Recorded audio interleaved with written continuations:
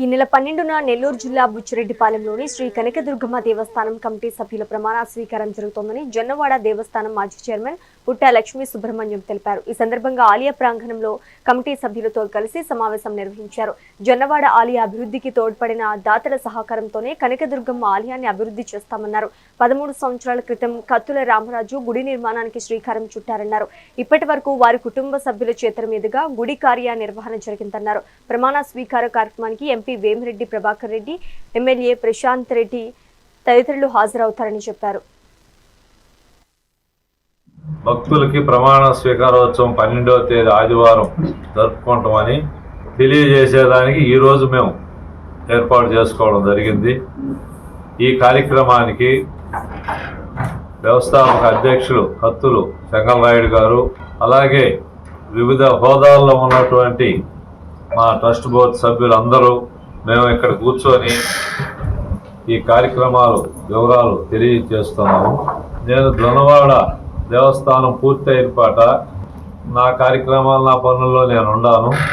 ఈ trust board సభ్యులు కానీ వ్యవస్థాపక అధ్యక్షులు కానీ అందరూ కూడా నా దగ్గరకు వచ్చి అలా మీరు కనకదుర్గ అమ్మవారి ట్రస్ట్ బోర్డులో ఉంటే అమ్మవారి దేవస్థానం డెవలప్ అవుద్ది, మీ భార్యాభర్తలు ఇద్దరూ దేవస్థానం కొరకు అభివృద్ధి పదంలో ఉండాలని వీళ్ళందరూ కూడా కోరడం, అందుకు సమ్మతించి మేము ఒప్పుకోవడం జరిగింది.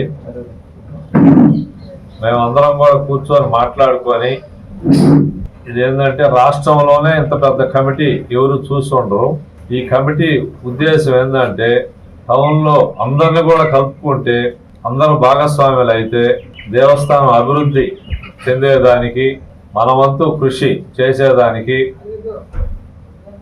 అనే ఒక ఉద్దేశంతో అందరం కూడా మాట్లాడుకొని దానికి సమ్మతించి గౌరవ శాసనసభ్యులు శ్రీ వేమిరెడ్డి ప్రశాంతమ్మ దగ్గరికి మేము అందరం కూడా పోయి అమ్మా ఇట్ట కనకదుర్గమ్మ గుడి బుచ్చిరెడ్డిపాలెంలో ఉంది, మీరు ఎలక్షన్ రోజు కూడా ఇక్కడికి ఇచ్చేసి దర్శనం చేసుకొని పోయి ఉన్నారు. ఈ కమిటీ ప్రమాణ స్వీకారోత్సవం జరుపుకోవాలని మేము అందరం కూడా మేడం దగ్గరకు పోయి చెప్పడం, మేడం గారు కూడా సంతోషించి మంచి కార్యక్రమం మేము కూడా వస్తాము, వీలుంటే ఎంపీ గారు మేము ఇద్దరం కూడా వచ్చి స్వామి అమ్మవారి దర్శనం చేసుకొని బుచ్చిరెడ్డిపాలెం పరిసర ప్రాంతాల్లో చుట్టుపక్కల ఎక్కడ కూడా కనకదుర్గ అమ్మవారి దేవస్థానం ప్రత్యేకంగా లేదు కాబట్టి ఉన్నది ఈ దేవస్థానం. కాబట్టి ఈ దేవస్థానం రాబోయే రోజుల్లో అన్ని సౌకర్యాలతో భక్తులకు ఎలాంటి లోటుపాట్లు లేకుండా అన్ని సౌకర్యాలతో అమ్మవారి దర్శన భాగ్యాన్ని ఏర్పాటు చేయాలా.